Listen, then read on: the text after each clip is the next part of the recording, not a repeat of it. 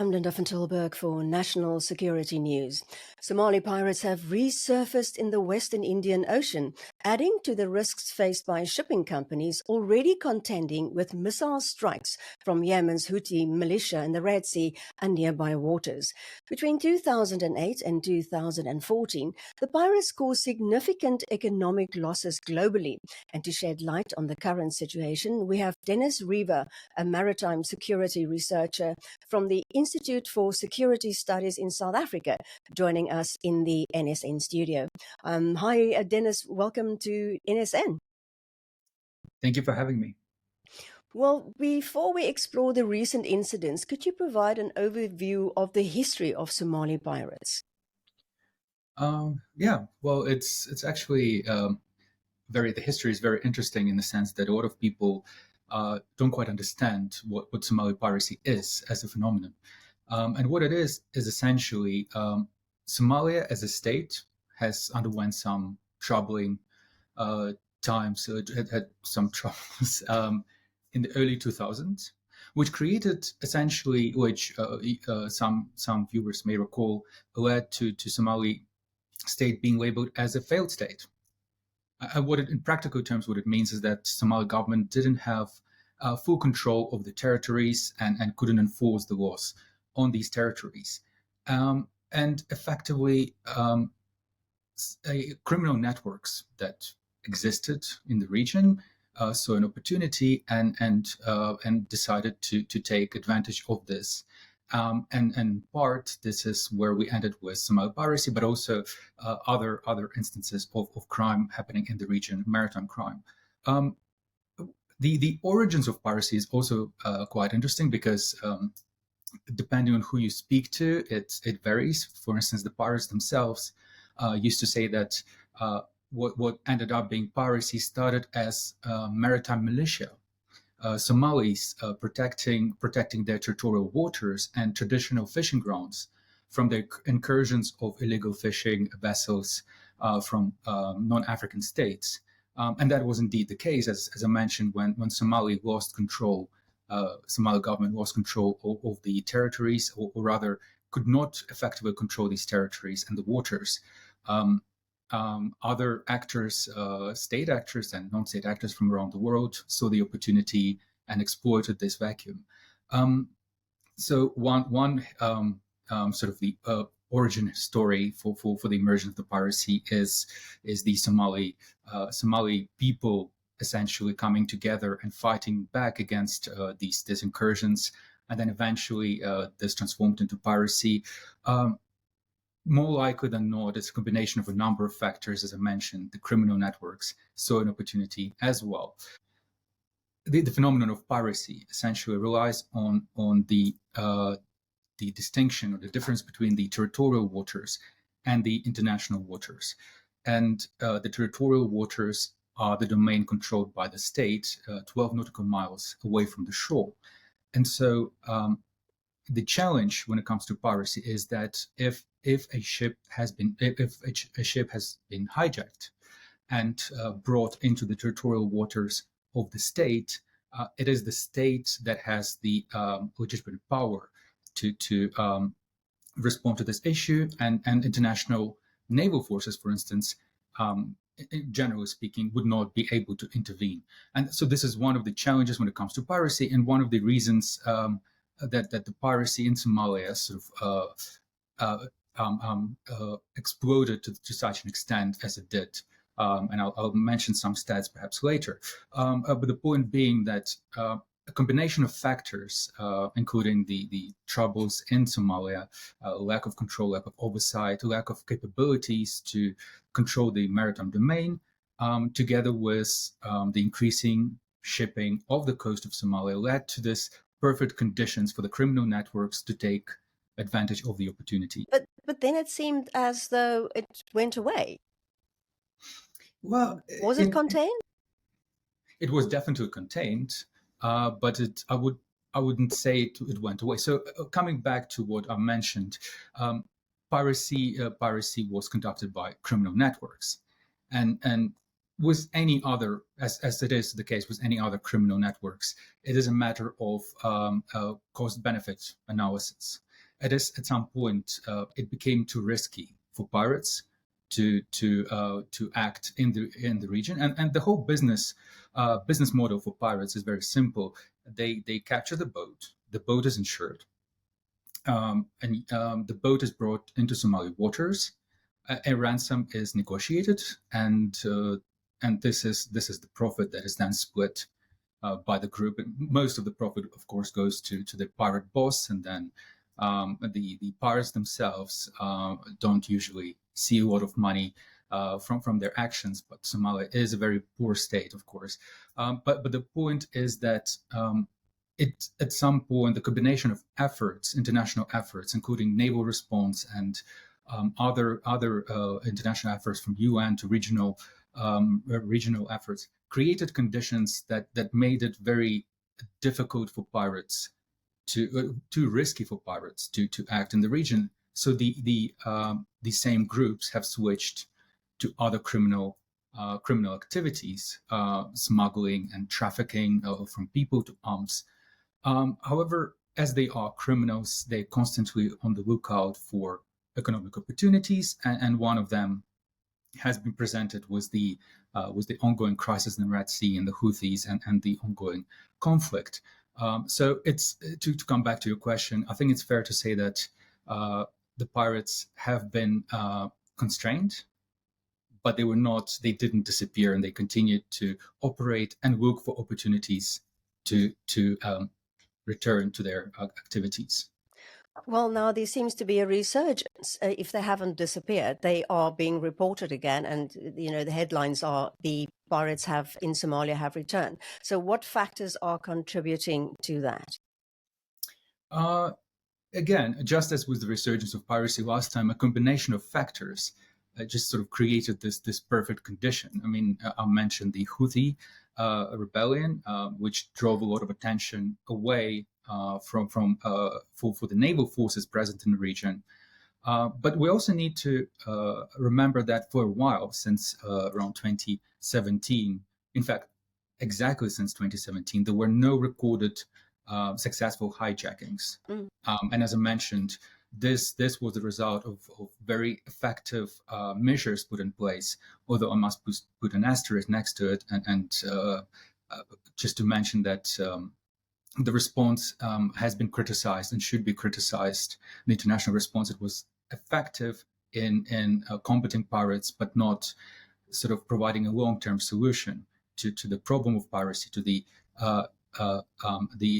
conditions that led to the emergence of piracy in Somalia, which is a separate point. But of course, since there were no successful attacks recorded since 2017, the attention and the resources dedicated to this issue were reduced. The UN Security Council resolution that provided a lot of legitimacy and authority to international community to act in Somali territorial waters, and this was the approval of the Somali government. This resolution was not prolonged in 2022. The high-risk area that denoted the area of the sea where the ships had to follow or implement specific measures, security measures. The high-risk area was removed in January of 2023. So in a sense, we've seen less effort and less attention given to the region, as I mentioned, while, as I mentioned, the pirates have not disappeared. And now with the ongoing conflict in the Red Sea and the attacks on ships by the Houthi rebels, I believe pirates saw the opportunity to strike. And just to confirm also, when it comes to the measures that were implemented, these measures were effective in deterring pirates. It made it very difficult for pirates to land on board of the ships. But at the same time, these measures came at a high cost for shipping companies. So the moment the high-risk area was removed last year, there was no incentive for shipping companies to continue to spend additional money and resources, which again creates additional incentives for pirates. In fact, if we look at most instances of piracy attacks since I would say, let's say 2013, they were connected. They were mostly in cases where the ships did not follow the safety procedures. So as the ships are no longer following the safety procedures, as they don't have to, and they're not forced to by the insurance companies, that again creates additional opportunities for the pirates and the diverted attention from the naval forces in the region. A perfect storm, so to say, for the pirates to re-emerge. Shoo, so it's a double whammy for the shipping industry. They've got the Houthis attacks, and now they've got the Somali pirates. So, have shipping firms begun avoiding the Red Sea due to both these risks, and are they increasingly choosing this lengthy route via Africa, past South Africa, as their shipping route for vessels? This has been the case, although not to the extent that was initially suspected. Initially, there was, of course, the Cape route is the alternative route for the shipping companies. It is a more expensive route if you look at the distance that needs to be traveled. We saw some traffic being diverted to go through the Cape route, the traditional, the historic route, before the Suez Channel canal was opened. Definitely, we're seeing shipping industry being hit in the region, although it's not as bad as it was during the height of the piracy attacks. And of course, again, just to mention that the high risk area in the region was removed, related to the piracy incidents. So that reduced the cost for the shipping industry. So provided the ongoing sort of hostilities can be maintained, contained by the international community, I think it would not have long-term consequences for the shipping industry. Of course, if the conflict continues, that we will see higher impact. Are statistics available of the number of cases of how many attacks have been carried out by Somali pirates in the past year or in the past months? There were reports of about 20 suspected incidents from November last year. We need to be very careful how we discuss these suspected incidents, because it's a suspected, what we call a suspected incident is a report from the shipmaster, essentially a ship captain saying something has happened. Sometimes it's a valid risk. Sometimes it's more of a precaution, or there were instances in the past where simple activity of a fishing vessel in the area was seen as a suspicious activity. But we are seeing at least, I believe, 2 successful hijackings that took place, and that is a cause of concern, and that's something we should be looking at, and that is an indicator that we should look at. So, what measures can the shipping industry now take to enhance its security and protect against Somali pirates? Well, the good news, I think, is that despite the fact that some of the systems that were in place that led to the original containment of piracy have eroded, some of these systems are still in place, and one of them is the best BMP5 is the name of the document that was developed by the shipping industry to advise the shipping companies in terms of their safety measures in high risk areas. One of them being in off the coast of Somalia. Best Management Practices 5 is the name. That is very boring, sort of dull name of the document. It's a very important document for the industry. It contains all of these safety measures that a ship captain has to follow, and these measures are still very effective. Essentially, the idea is that aside from trainings and briefings to the staff, certain safety precautions are being taken in terms of the speed of the ship, some of the equipment that is being carried, perhaps presence of security guards. Again, the challenge is that there is no incentive for ships to follow these conditions necessarily, these safety measures, but the measures are in place, and there is a sort of a practice that was established, a framework of operations that has been established a long time ago, that we know it works. In terms of what else? Well, there are communication centers that exist in the region. UK Maritime Trade Office, UKMTO, being one of them, was headquarters, I believe, in Dubai.